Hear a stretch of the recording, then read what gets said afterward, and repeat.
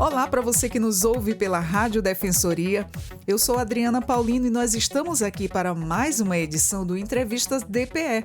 E hoje nós vamos falar sobre como economizar na construção civil aqui no Entrevistas DPE. Nesta edição do nosso podcast do Entrevistas DPE, nós recebemos o engenheiro civil Nilton Farias para falar sobre como construir ou reformar um imóvel de maneira econômica. O especialista esclarece, por exemplo, e se existe a economia, começa durante o planejamento ou durante a construção, e se existe uma época do ano em que os materiais ficam mais baratos. E nessa nossa conversa, ele vai esclarecer aí muita coisa para a gente. Nilton, seja muito bem-vindo ao Entrevistas DPE. Boa tarde, Adriana. É um prazer estar com vocês, trazendo conhecimento e dividindo conhecimento e também aprendendo. Obrigado pela oportunidade. Obrigada a você por ter aceito o nosso convite e trazer aqui esclarecer muita coisa aí pra gente, né? Porque o brasileiro, o roraimense em si, vira e mexe, ele está fazendo uma reforma, está fazendo construções. Então, essa nossa conversa vai ser de suma importância para o pessoal que ouvir aí esse nosso bate-papo. Para começo de conversa, qual é a importância do planejamento para economizar na construção ou reforma de um imóvel? Vamos lá. Exatamente este ponto, o start da sua jornada de construção. O planejamento ele vai te direcionar para custos, em si, o tipo de construção que você quer fazer, além das instalações, sejam hidráulicas, sanitárias, elétricas, enfim, até a cobertura. Então, inclusive projeto, inclusive se você vai construir sozinho, se você vai construir com um construtor ou um empreiteiro ou com um pedreiro, a seu critério. Isso dentro da sua realidade financeira.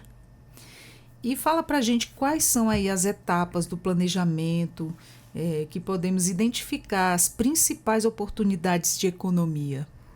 Tudo começa você contratando um profissional habilitado para execução de um projeto. Então, você tem o start de fato, é quando você vai pensar no que você quer em termos de construção e fazer o que tem na sua mente, botar num papel e contratar um profissional que te direcione para executar isto. Seja um arquiteto, seja um engenheiro. Muito bem. E quais são os erros aí mais comuns no planejamento que podem levar a um aumento dos custos da obra? Depende muito do que você, como eu disse inicialmente, depende muito do que você quer como construção. Um projeto mais arrojado, ele já exige fundações diferentes. Então, você não está pensando em como vai ficar construído e aí você esquece que as suas fundações estão enterradas. Isso você não vê. E, de repente, vãos muito longos que são uma estética diferente. Isso também você veja pelos olhos da estética e não veja pelos olhos estruturais. E isso é uma rasteira em quem está pensando em bonito e barato. Não vai existir. É como o velho ditado, né? O barato sai caro. Sai. Às vezes a pessoa quer economizar tanto, aí quando ele faz aquela devida reforma ou a sua própria construção, e quando vai ver ali cheio de problema, cheio de falha, o material não era de boa qualidade, vai ter que quebrar tudo de novo para refazer. Esse é um ponto importante também. Escolher materiais errados é um erro. Quer dizer, é um dos erros, né? E isso faz com que você tenha um prejuízo futuro ou já de imediato. E tem gente que compra revestimento e não gosta de revestimento e manda tirar. Nossa, aí tem que ter muito dinheiro, né? Tem. Como se diz, tem que ter bala na agulha, porque mexer com construção não é fácil, ainda mais reforma. Acredite, tem gente que faz isso. Nossa, porque uma vez eu ouvi um arquiteto desses de televisão que eu adoro ver esses programas de reforma, eu fico encantada com a transformação. Então, um deles deu uma dica seguinte, porque o mercado está sempre inovando, né? Sempre vindo materiais novos, aquele que está na moda, inclusive aquele tijolinho que tem os desenhos das antiguidades. Que colocaram... Cobogóis? Não, colocaram muito nas cozinhas, revestimento mesmo. Revestimento português. Isso. A moda passou. E ali ficou lá. Eu vi ele sempre falando assim. Hoje ele é moda. Ainda é moda? Não, hoje ele é moda. Ele foi repaginado, aí você tem várias, Isso. vários formatos, vários outros desenhos, e ele virou tendência de uns 2 anos. Então as pessoas estão consumindo esse produto ainda. Ainda, né? Ele é apropriadamente para a cozinha, né? Para cozinha, e por vezes os arquitetos eles fazem uma paginação diferente de piso. Então ele também vai no chão. Também fica bem. Fica. Quando setoriza, por exemplo, uma sala de estar ou sala de jantar, mais sala de jantar ou cozinha, ou ilhas de cozinhas, eles fazem a demarcação do piso com esse tipo de revestimento, e ele também não é um revestimento barato, e aí fazem uma paginação diferente com esse revestimento no piso. Fica bonito. Fica bonito, né? Eu já vi em muro na frente de uma casa. Eu não achei legal. A aplicação do material também, quando ela não é bem feita ou em locais inapropriados, vai parecer, por exemplo, um túmulo. Você já viu que tem túmulo? Exatamente. Nossa, ficou muito... Eu não gostei, sabe? Assim, questão de gosto não se discute, né? Cada um tem o seu, mas Sim. Da forma em que ele foi aplicado, eu não gostei. Aí eu vi um arquiteto falando... se você não tiver aquela condição de estar trocando frequentemente, você chegou no mercado uma nova opção, aí você gostou, o certo é colocar um clássico, uma Sim. cor neutra onde combine. Sim. Se você quiser mudar a cor da parede. Aí eu assisto muito, eu fico encantada vendo essas coisas, né? Agora Essa pessoa pensou bastante e sim, isso aí é certeiro. Quando você compra o que é comum, é mais fácil você fazer a manutenção, a reposição depois e ter uma tendência ou um gosto próprio mantido por muito mais tempo. Exatamente. Tipo, você quer mudar a cor da parede. Você colocou um determinado revestimento na sua cozinha, ou no seu banheiro, ou no próprio piso. Ele já colocou uma cor nada a ver. Nossa, fica uma coisa já festiva, não vai ornar. Tão desencantadora. Sim. Ali, e uma desarmonização. Sim. Eu gosto muito das cores neutras. Das cores, tons pastéis. Eu acho assim que super combina com tudo. Você quer colocar uma cor na sua casa, uma almofada, um adereço, um jarro de flores. Concordo. Né? Olha, eu assisto.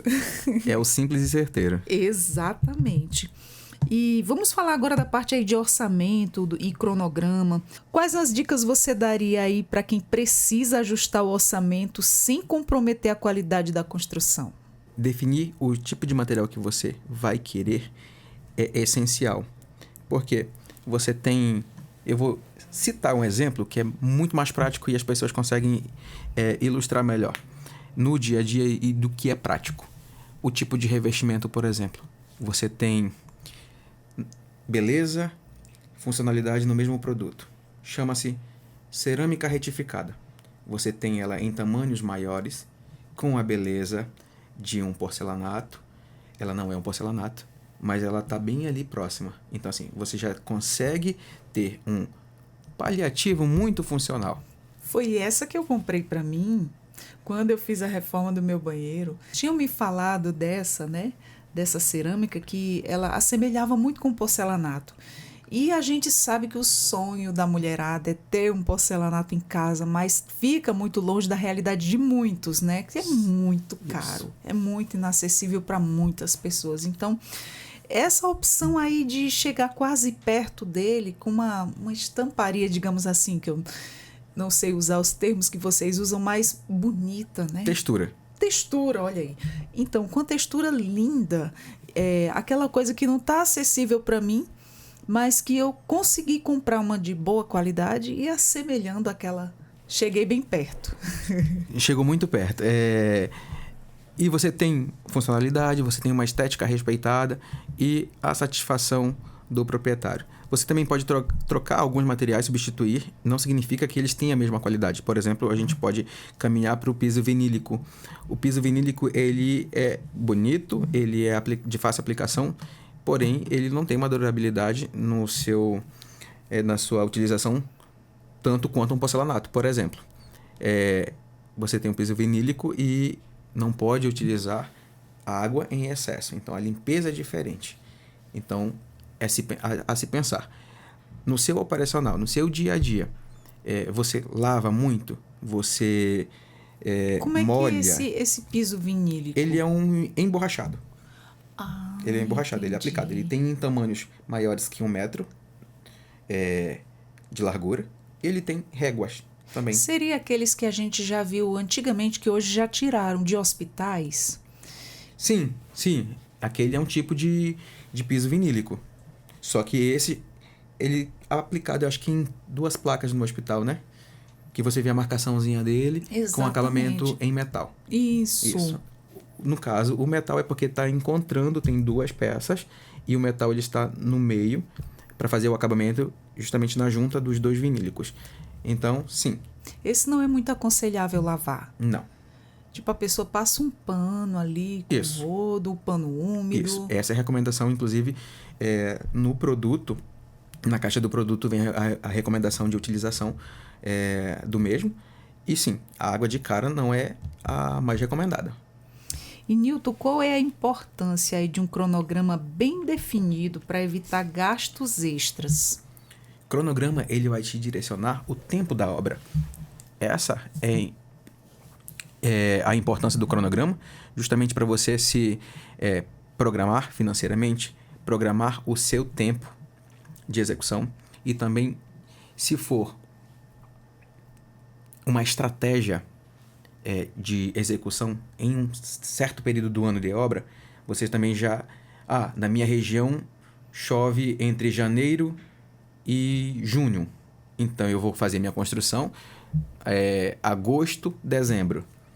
Se ter mais ou menos 6 meses de obra. Então, você já está pensando que o seu prazo vai ser respeitado, porque vai estar no período de verão. No período de chuvas, esse prazo ele é comprometido. Então, o seu cronograma vai estar furado automaticamente. E como não é uma obra pública, você vai ter só um registro de obra. Registro de obra é um documento que você faz do dia a dia, que chama diário de obra. E você, se for numa obra pública, você pode contabilizar aquele dia como perdido para pedir prazo. Quando você atrasar, porque vai atrasar. Mas se você for uma pessoa física comum, não vai ter o que fazer. Você vai perder o seu dia e vai atrasar o seu cronograma. E o único ônus vai ser para você. E vamos falar agora de materiais, né? Vamos. Falando de materiais, como escolher materiais que ofereçam aí o melhor custo-benefício para uma construção ou reforma? Como escolher o material? Isso. Vai muito do gosto da pessoa, do que ela pretende. Hoje nós temos os materiais mais funcionais, né? Por exemplo, o piso, que aí o piso é um revestimento do teu contrapiso. Ele pode ser também um piso polido de concreto. Então, aí também já tem economia, tá bom? É um piso bonito, só que as pessoas... Tem gente que não gosta de piso de concreto, que ele tá mais arcaico, ele tá lá atrás, onde o pessoal botava até pigmento vermelho, azul e etc.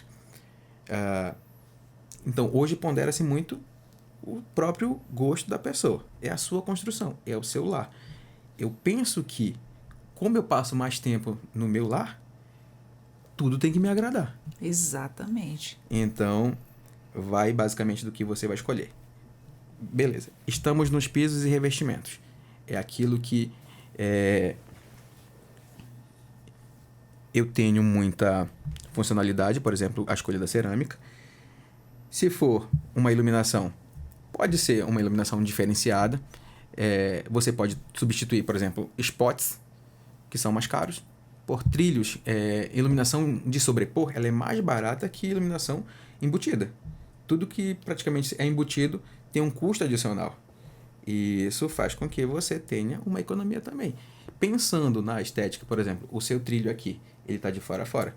Se ele fosse embutido ou recuado, certamente o forro também teria que ter um outro tipo de reforço para aguentar isso e ele ter vários recortes para embути-lo. Então, a estratégia aqui ficou muito aconchegante, né? Você tem a função da luz branca, você tem o design dos trilhos bem aplicados e trouxe esse aconchego. Então, pensa-se muito no que você tem em termos financeiros, no que você quer esteticamente. Então, pondera-se. Esquadrias, por exemplo, é um exemplo também, tá? Esquadrias, se for um preto fosco, é uma coisa. Se for uma esquadria de alumínio, no branco, no comum, é mais em conta. Então, também é um tipo de estratégia. Se for um forro de PVC é um preço. Um forro de gesso acartonado é outro preço. Então, eu gosto mais do forro de PVC e não tenho um problema com a estética dele, posso botá-lo. Se aquelas forem as suas condições, é respeitado.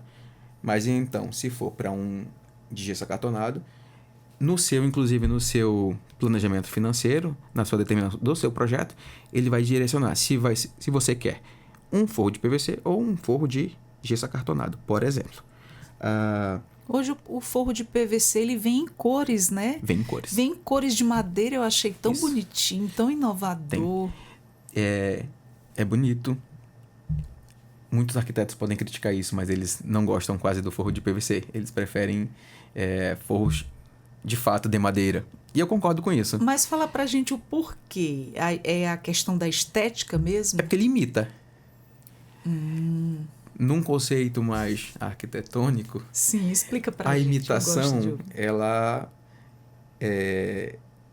tem um preconceito com a imitação. No sentido de não é o real. Entendi. Não é o que eu de fato queria, mas é o que eu posso pagar. Então, eu estou acompanhando o que eu posso pagar. Se ele tem, como eu falei para você, durabilidade, funcionalidade, é bem aplicado, traz uma estética bonita, vou fazer. Acompanho o cliente nesse sentido, porque por vezes pode ser a condição que a pessoa tem. Exatamente. Então, pode ser aplicado. Eu aplico o forro de PVC em cores. Tem o jatobá, tem o freijó, que imitam bem a madeira. Aí tem uma paleta de cores, imitando a madeira, que pode ser muito bem aplicado e ter uma estética muito bonita. De forro de PVC, por exemplo. Pintura. Então, quando você vai para a pintura, aí você tem a cor a ser aplicada ou a textura a ser aplicada. Se for, por exemplo, um cimento queimado, ele tem, inclusive em Boa Vista, 1 metro quadrado bem expressivo. Não recomenda-se se você quer uma economia.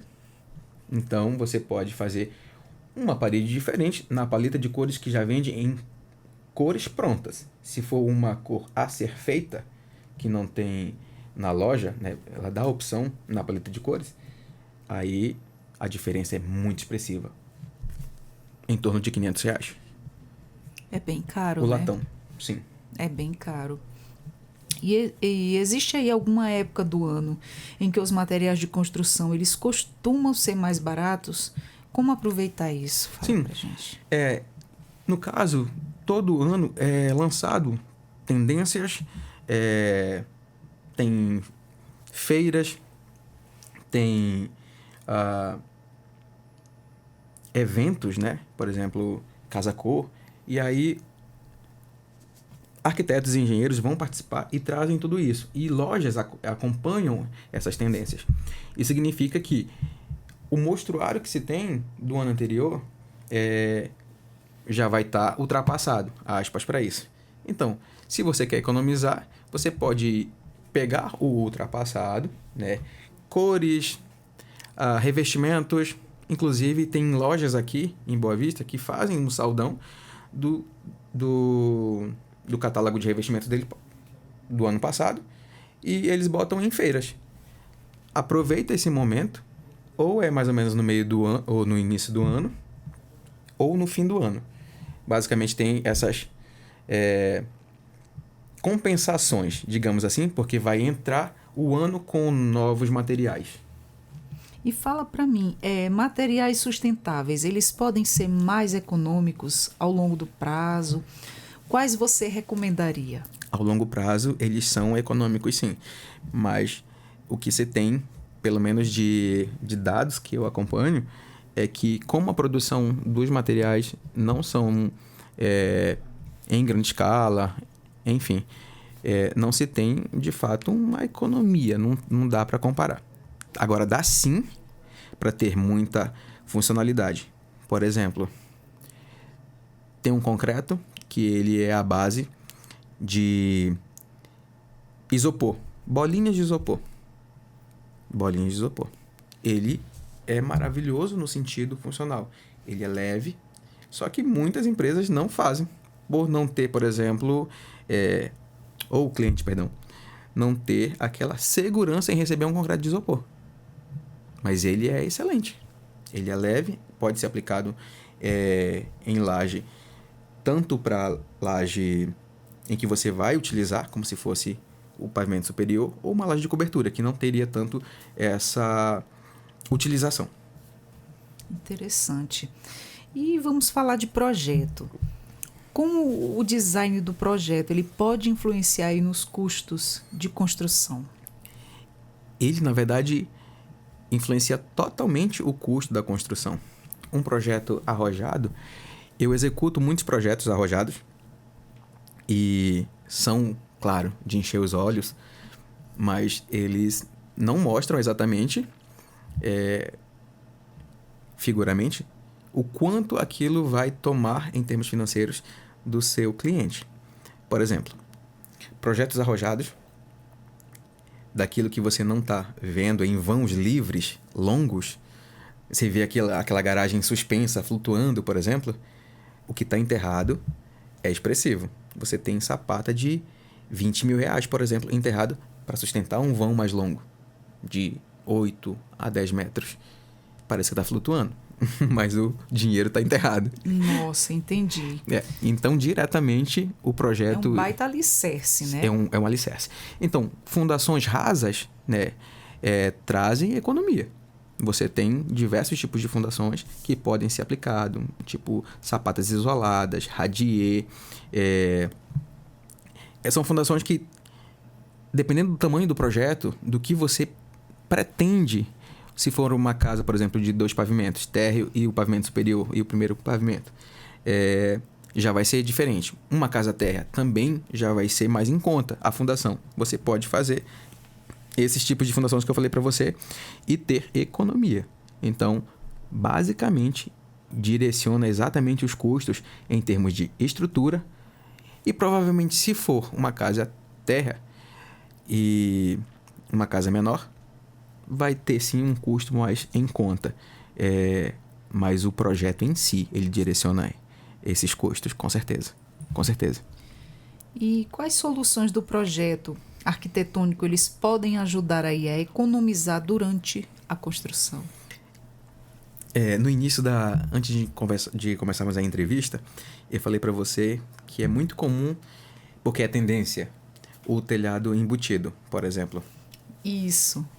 O telhado embutido, ele tem alguns problemas quando não bem executado, que são as tubulações ou de esgoto ou de águas pluviais passando dentro da residência. E aí, na verdade, esgoto só tem um impacto maior se for uma casa de vários pavimentos. Mas para o telhado embutido, literalmente a calha já vai ser o problema, porque tem que fazer manutenção comumente nas calhas, senão elas entopem. Se elas entopem, a descida delas fica comprometida. E aí, automaticamente transborda. Brechas entre os forros e o telhado, essa água ela pode transbordar e entrar para dentro do forro. Quando ela entra para o forro, é claro, você vai ter uma infiltração, por vezes um gotejamento, molhou o seu gesso, ou pode danificar, pode cair, se for em grande quantidade, e pode danificar móveis também. A pergunta era sobre, por exemplo, a solução para um telhado, eu gosto bastante, é uma platibanda falsa. Aí o arquiteto ou o engenheiro pensa, diante do projeto, para onde ele quer jogar essa água, que não precise ser embutido o telhado e ela cair direto para a calçada, sem necessariamente passar por uma calha dentro do seu próprio telhado. Porque quando é feito, por exemplo, um telhado embutido, A calha está dentro do seu forro, só um pouco recuado para a área de utilização da casa. Não está aquém. Está dentro. E isso torna um problema eminente. Em algum momento, você vai ter um desconforto com isso. Então, a solução. Faz uma platibanda, chama platibanda falsa.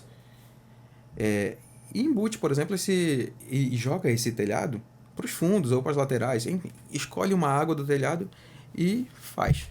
E direciona, no caso. Esse é um ponto. É uma das saídas, É uma das né? saídas.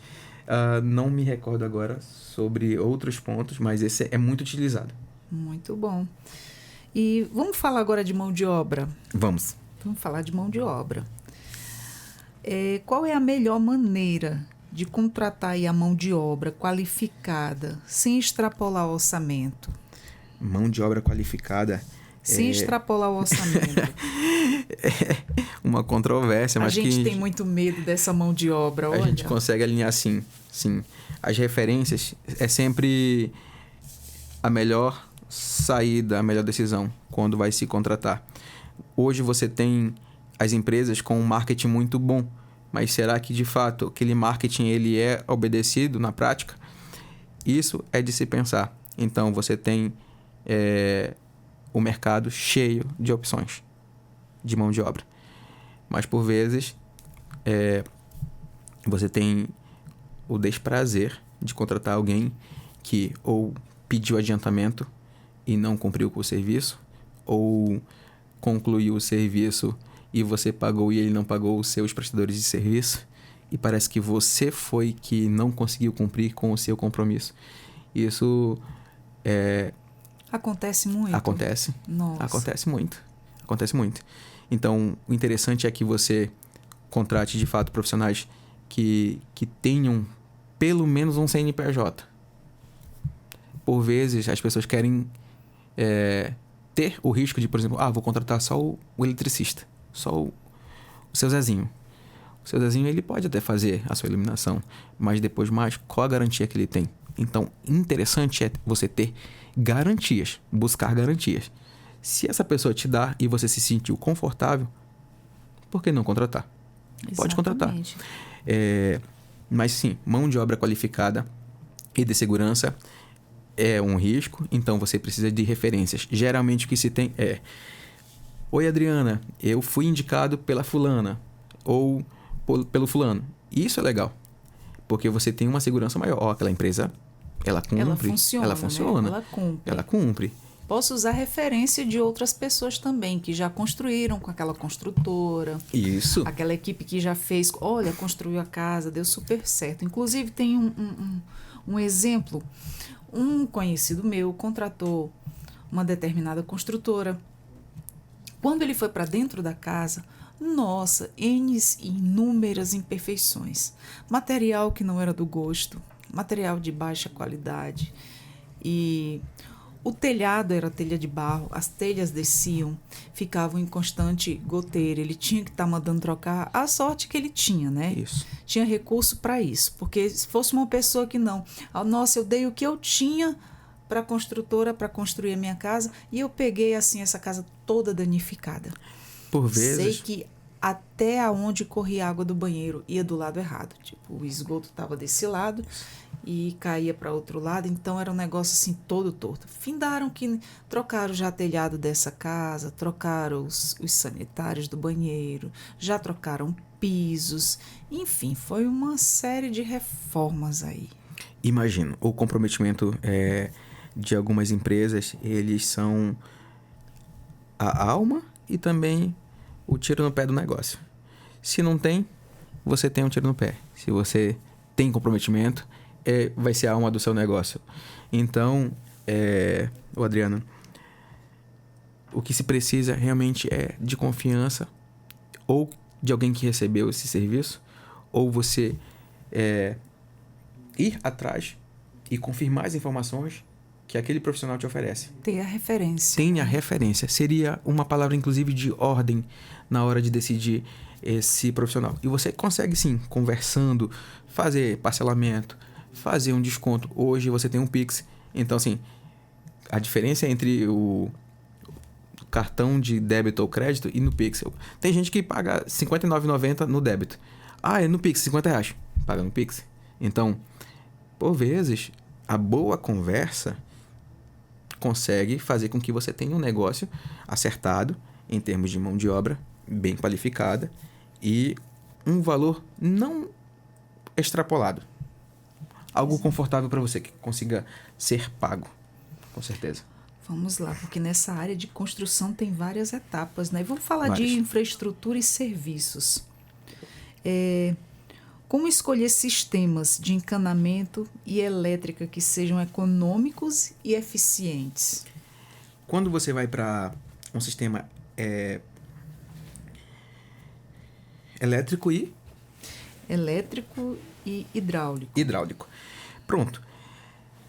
O básico funciona, tanto para hidráulica quanto para elétrica. Se você não tem instalações que vá precisar, por exemplo, de água quente, que já é diferente, falei para você, é uma tubulação especial para água quente. Por vezes você tem uma tubulação enrijecida, só para a gente falar um termo mais que todo mundo compreenda. E isso encareça a parte de instalação hidráulica. Então, água quente, só para de antemão, ela é expressiva. Se você quer economizar, vá para o bom e que vai dar certo. Sistema de água fria, que não é necessariamente uma água fria, porque o nosso clima ele é gostoso para você ter uma caixa d'água aquecida sem precisar de aquecimento. Então, porque Né? nesse nosso clima nem precisa, né? Isso.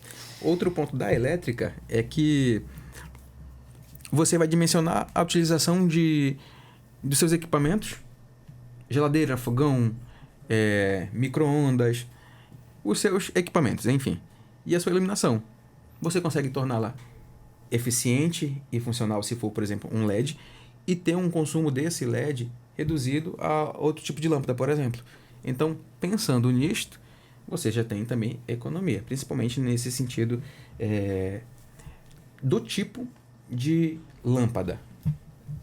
E vale a pena investir em sistemas de drenagem e pavimentação mais caros para evitar problemas no futuro? Sim, vale a pena. Tem um problema que ele é um incômodo gravíssimo.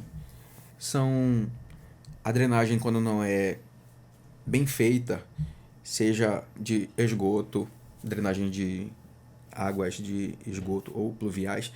Em algum momento elas podem se encontrar no despejo, que é onde a concessionária passa, né, com a sua tubulação de captação de esgoto. Elas podem se encontrar. Isso pode dar um retorno, mau cheiro, direto. Por exemplo, se você não fizer um ralo sinfonado, não botar um ralo bom, que ele tem um sifonamento da água, que é quando a água tem um resíduo de água, e aí essa água ela impede, tem uma espécie de curva, e ela impede que o cheiro retorne para dentro ou do banheiro ou do próprio sistema de ar-condicionado. É muito pior quando vai para o ar-condicionado, porque ele dissipa o ar fétido para sua casa. Então, sim, vale a pena você botar, por exemplo, um sifão, um ralo sifonado, ou sifonar as outras caixas, e você ter essa precaução para um desconforto maior. A drenagem, a mesma coisa. Se a água escoa para o lado correto, ou se ela tem uma fluidez, é muito melhor para você do que ela em algum momento empoçar ou retornar para você. Você cansa de ver a água de banheiros que tem uma residência mais baixa, por exemplo, a pessoa não teve condições de botar um alicerce maior na sua casa. Aí botou rente ao chão praticamente, mais ou menos 20 centímetros, vamos supor. E a rua está um pouquinho acima da casa dela. É óbvio que vai acontecer isso, porque essa água de drenagem ela não vai ter como ir para a rua, mas sim voltar para sua casa, tanto dentro do quintal quanto enterrado. Já vi um caso desses e foi horrível, foi comigo. Olha o que aconteceu, eu morava num determinado bairro, a casa era alugada, não era minha, e veio a época de chuva. A casa, tanto a casa como o terreno estava mais baixo do que a rua, e muito, era uma diferença considerada. e houve um período de chuvas fortes em que alagou. Tanto a água da chuva ela vinha para dentro do portão e entrava e alagou a casa assim uns 2 palmos, em época de chuva bem forte. Só passei 2 temporadas lá, peguei 2 alagamentos e saí de lá correndo. Estraga móvel. Nossa, estragou tem muita um desconforto coisa, de você ter que limpar, arrumar tudo de a novo, água do banheiro tira a subiu, lama. foi complicado. Nossa, saí de lá mesmo. Era um local maravilhoso, mas enfim, acontecia Tem um isso. caso que vale a pena citar, que não é um desconforto, já é mesmo um perigo iminente, de retornar algum animal peçonhento. Exatamente. E isso te traz um risco à saúde grave. Mordida de cobra, enfim, escorpião, aranha, vir junto disso. Onde eu morava parecia escorpião, porque tinha uma pequena área de lavrado ao lado. E aparecia, aqui e ali aparecia escorpião. Era um perigo. Uma vez eu vi um enorme. Pois é. Vamos falar de reforma agora? Vamos. Porque é uma vasta, falando de construção, tem muita coisa, né? E a gente tá só pincelando aqui de leve, porque senão eu passo o dia inteiro falando, Sim. né? Vamos falar de reforma, que é uma coisa chata, né? Aquele quebra-quebra dentro de casa. Mas, enfim, como planejar aí uma reforma de modo a evitar custos desnecessários? Vamos lá. É um tipo de construção que eu não gosto de fazer. Acho que ninguém gosta de fazer. A pessoa que faz uma reforma, ela está pensando que ela pode aproveitar muito, mas por vezes 80% das pessoas se arrependem. Por quê? Principalmente em casas que você vai trocar telhados, que você vai fazer modificação na estrutura, às vezes deixa só o pedaço da cozinha porque tem 2 paredes de alvenaria. Melhor derrubar e fazer tudo de novo. Porém, vamos respeitar o cliente. Tem que, junto com o seu técnico, imagina que a pessoa fez a reforma e ela está ou com um técnico engenheiro ou um técnico arquiteto lhe auxiliando na sua execução. Porque tem uma obrigatoriedade dos conselhos e da prefeitura para emissão de um alvará, mas não necessariamente a pessoa vai estar lá todos os dias. De qualquer forma, essa pessoa profissional vai direcionar para te fazer o alerta de, por exemplo, vou tirar a cobertura, parte da cobertura. Significa que eu tenho que fazer a minha obra não no período de chuvas. E se tiver alguma possibilidade de chuvas, você está preparado para uma lona, por exemplo, ter a lona ou saber que vai ter um desconforto maior caso tenha esse tipo de intempéries. E está preparado para isso. Se preparar, então, para o desconforto da poeira. Se não for uma obra organizada e limpa, você está exposto a risco de pisar em pregos, de ter um acidente com algum tipo de material, seja prego, seja fio que não esteja isolado devidamente. Então, tem sim vários problemas que vêm junto com a reforma, que não é só a demolição, que não é só conviver com cheiros, maus cheiros ou cheiros fortes, por exemplo, de pintura, de tinta esmalte. Hoje, graças a Deus, a gente tem materiais muito bons. Por exemplo, você tem tinta esmalte sem cheiro. É uma maravilha. Você trabalha assim, tranquilo e sem aquela química forte. Não é tão tóxico, né? Não é. Mas que bom por isto.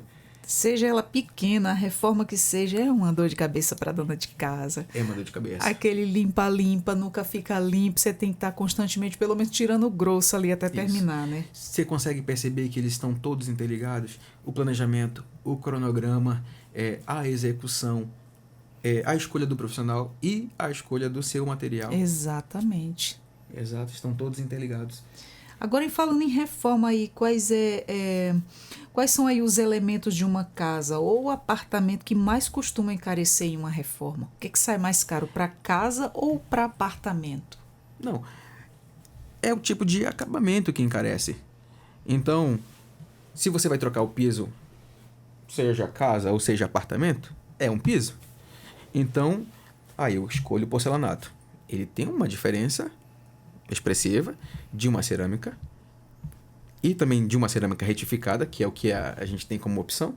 Então, sim, encarece se for um porcelanato. Então, esse tipo de acabamento vai ter um impacto financeiro maior. Então, decidir sobre isso na reforma é essencial. Então vamos falar aí de dicas práticas, que é com você mesmo, que é o que a gente mais gosta. Dicas práticas. Vamos lá. Quais dicas práticas você daria para dar a quem está pensando aí em construir ou reformar sem gastar muito? Então, pense em como você quer revestir a sua casa. Primeiramente, tenha sim um planejamento, tenha uma direção para construir, tenha um projeto a seguir. Por mais que você leve muito mais tempo para construir aquilo que você deseja, por exemplo, seja uma reforma ou a construção de um lar, no seu tempo. O projeto ele vai te direcionar, ele vai ter todas as referências para você ser guiado, inclusive de materiais. Procure um profissional habilitado que possa fazer isso para você. Geralmente, quando se entrega projetos também, você faz orçamentos, você faz planilhas orçamentárias, um cronograma físico-financeiro que vai direcionar você no tempo e no financeiro. Isso é muito bom. E você se preparar. Porque, por vezes, no caminho, a gente não está preparado, por exemplo, para uma pandemia que teve. Exatamente. Nós nem falamos sobre isso, mas foi um período em que os materiais encareceram, ninguém estava preparado para isso. A gente viu seca e cheia.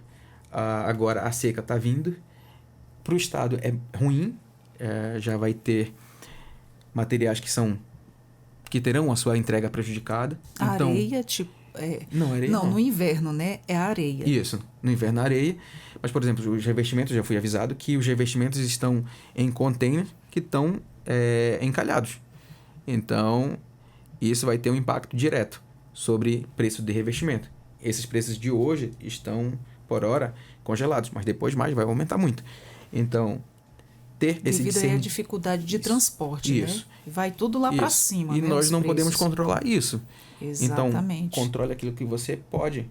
O cimento, não indo muito longe, o cimento foi lá para cima nessa última estiagem que teve. Sim. Nossa, a saca do cimento foi para quanto? Que eu não me recordo. Foi para R$80. Teve um dia que chegaram a incríveis R$100.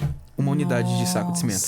E eu estava na fila. Quanta gente estava comprando antes da estiagem por R$44, R$42. Estava nessa faixa etária aí. Fizemos uma piada na obra que era assim: já vi fila do pão, já vi fila do SUS, do postinho, mas do cimento é a primeira. Gente, chegamos nesse nível. Chegamos nesse nível.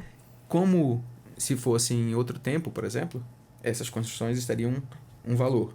Chegou a pandemia, disparou. Então, está preparado também para esses eventos. Ou você para a sua construção e, se você tem condições, continue. Mas aí vai encarecer. Visão, né? Tem que ter um discernimento, visão, né? Um discernimento, porque senão você vai penar aí na sua construção. Inclusive, eu não estava pensando nessa questão, como a gente não constrói constantemente, não estava pensando nessa questão da estiagem. Que foi quando eu comecei a construir uma pequena coisa, né? Que eu não tinha na frente da minha casa, uma calçada. O que eu precisei? O cimento. E tava o quê? R$80. Cheguei a pegar de R$80. Eu disse, não, o que eu vou fazer?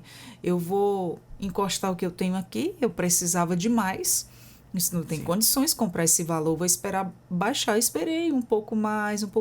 Ainda consegui comprar de R$62. À vista, né? À vista. E ainda tem a história, se for no cartão um pouco mais caro, se pagar no Pix é um pouco mais barato. Eu digo, então vamos de Pix. Vamos de Pix, né? Que é mais fácil. E quais são as estratégias aí recomendadas para evitar desperdícios de materiais durante uma construção? Excelente. Não comprar em excesso, por exemplo. Por vezes, você... Lembra que eu falei sobre você ter um profissional habilitado e você ter só o pedreiro? O pedreiro ele vai pedir de você, isso é prática. Não vi nunca algo diferente. Ele vai pedir hoje de você 10 sacas de cimento. Amanhã ele vai pedir mais 10. Mas, João, não eram 10, agora são mais 10. Exatamente, isso acontece muito, gente. Então, fazer o seu orçamento com o planejamento, você vai ter a direção de quantitativo de material. Então, é importante que você tenha esses levantamentos, claro, bem definidos, para que você compre parcialmente o seu material. Geralmente pisos são comprados com uma margem de 10%. O que você faz? Por prudência, você compra menos. Só que tem que verificar se esse revestimento ele é comum e de fácil acesso. Senão você vai estar comprando menos revestimento. Pode ser que falte e vai faltar. Exatamente. E aí você não o encontre. E aí você realmente tem um problema. Então é interessante que você compre uma margem próxima e um revestimento mais comum, se for o caso. Para um cimento, por exemplo, a pessoa lhe pediu, foi quantificado 100 sacas. Você pode comprar as primeiras 40, com certeza, e ver a utilização disso. É claro que para uma obra menor vai ser em torno de 10 a 10 a 10. Então, comprar menos. Essa é uma estratégia. E depois você ir equilibrando para que não haja sobra, desperdício. Outra coisa. Materiais que são comumente aproveitados, madeira. Madeira, você compra madeira e ela vira ou lenha para você, ou ela vai apodrecer. Porque primeiro que madeira para fazer caixaria, enfim, escoramento, ela é uma madeira mais barata, mais sem qualidade. E ela vai ressecar. Você não vai ter utilização. Você pode depois usar para fazer escadas, fazer guarda-corpo, fazer canteiros. Fazer canteiros. Hortinhas. Sim, você pode fazer. Assim, eu achei assim de última a utilização do canteiro e fazer hortinhas. Mas sim, é uma função. Só que há sim o desperdício. Se você não comprar a quantidade próxima, consiga controlar as suas compras desse material, porque ele não vai ter utilização depois para você. E por mais que você consiga fazer várias hortinhas, vai ser só hortinhas. Pode fazer a casinha do cachorro. Então tem Pode. N coisas aí. O pobre, ele pensa muito, ele se reinventa. Pode.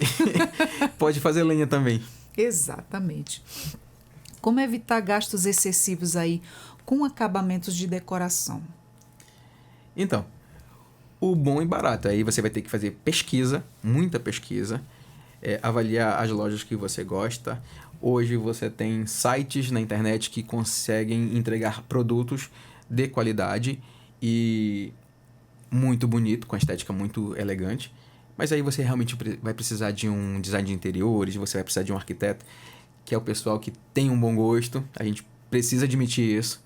Eu sou fã deles, porque trazem uma elegância, muito. Trazem um pensamento de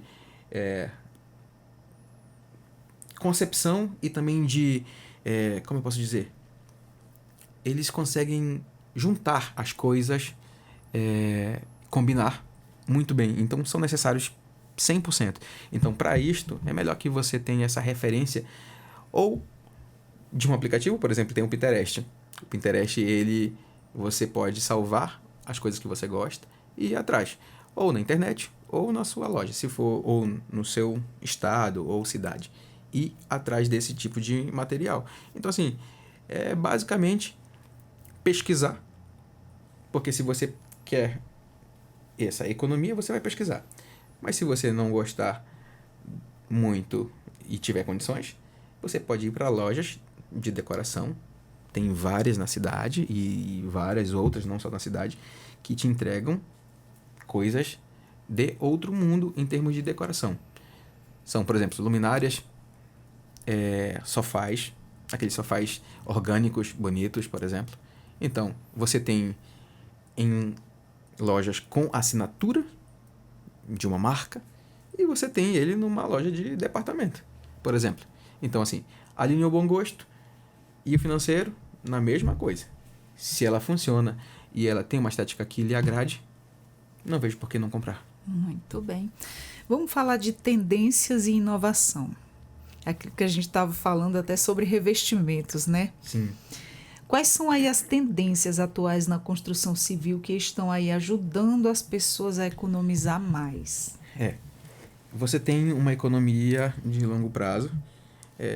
Você tem, por exemplo, o próprio concreto, à base de isopor. É um concreto mais leve. Tem uma resistência do público, porque não conhece Esse eu não mesmo. conheço. É bem legal a dinâmica de como é construído, confeccionado esse concreto. Mas ele tem uma leveza, uma densidade muito menor do que o convencional, que é o usinado, né? E tem as medidas proporcionais mais enxutas, com a mesma resistência. E esse é um exemplo. Você também tem tipos de construção que trazem uma economia gigantesca e também uma obra mais limpa. Por exemplo, as construções com EPS, isopor. Eles são, claro, hoje eles têm tecnologia para ter um isopor anti-chama. Ele vai dissolver, ele vai pegar fogo, mas ele não vai propagar o fogo, por exemplo. Não vai fazer isso. Temos construções com EPS, que eu acho que inclusive tem no estado. Uma empresa trouxe a construção com isopor. E aí então você tem paredes de isopor estruturadas com ferro e a concretagem dessas paredes. Então, uma casa normal, só que com uma tecnologia diferente. Isso é legal. É segura? É segura. É segura, 100%. Muito prática, inclusive. Prática e limpa. Rápida também. Precisa-se dar esses créditos a eles. A construção é rápida. É um negócio bem... Pra gente, agora é novidade. Mas os americanos, eles são extraordinários em termos de construção. Construções rápidas e bem feitas. E existem aí novas tecnologias ou materiais aí que podem oferecer economia significativa? Tem. Lembra que iniciamos a conversa tratando sobre o seu banheiro? Exatamente. Hoje você tem um material de qualidade, que é uma cerâmica, por exemplo, retificada. É um sonho ter um porcelanato muito maior, um revestimento muito maior. Quanto maior, mais bonito. Né? Por exemplo, 2x2. Com aquele mas assim, brilho diferenciado, né? Isso. Como é que você falou que... Eu chamei estamparia, você me corrigiu da forma certa que chama? Textura. A textura, linda. Isso. Lindo, lindo Então mesmo. você vai ter funcionalidade, você vai ter um material de qualidade e uma estética respeitada. Isso é muito importante. E ele está transitando entre uma cerâmica e um porcelanato. Dá para utilizar muito bem. Muito bonito ficou. Isso. Muito lindo. Tô no rumo certo. Economizei Sim. com bom gosto. Sim, sim. Essas são as dicas E qualidade. que estão aí no nosso dia a dia. E como o uso de ferramentas digitais e software de planejamento, ele pode ajudar aí na economia de uma boa obra? Isso. Esses softwares, eles trazem os quantitativos muito exatos, muito próximos. Então, quando você faz uma maquete ou um projeto, você tem o visual de tudo, você vai saber exatamente também, já consegue se quantificar automaticamente, inclusive, cada material, tanto quantitativo quanto qualitativo, e a pessoa só vai ter o trabalho de pesquisar na sua cidade o valor desses materiais para ficar muito mais real, porque geralmente usa-se um referenciamento de preço nacional que chama SINAP, mas ele praticamente referencia obras públicas, mas para você, a fim de saber o valor da sua obra, faz-se por ele. Tem outros referenciamentos de preço também que estão bem próximos. Então a gente seleciona o estado, vê quanto é que está o valor daquele material no estado e aplica para a sua construção. Então você tem muitos desses programas que já estão preparados com essas informações por estado e te dão direção exata do quantitativo, ou pelo menos muito próxima do quantitativo que você vai ter em termos de gastos. Muito bem. Então, para finalizarmos aqui a nossa conversa, porque senão nós levaríamos a tarde inteira, entraria pela noite. Porque passou rápido, né? É verdade. Porque tem muita coisa a se falar, né? Tem. Quando se trata de reforma, de construção, de material, de mão de obra, é uma gama aí de informações. E que dica valiosa você daria aí, deixando aí como mensagem final aí para os nossos ouvintes? Primeiro, direcionar aquilo que é o seu sonho para consegui-lo realizar. Então, com os pés no chão, entenda a sua necessidade, entenda a sua capacidade financeira, corra atrás daquilo que vai fazer a diferença na sua construção, e não é uma construção só de algo físico, é de uma memória, se traumatize menos contratando um profissional que vai te ajudar e vai quantificar, vai lhe direcionar em termos de tempo, de financeiro, e procure realmente ter a consciência de que para que você gaste menos, você precisa inicialmente dessas pessoas para lhe ajudar.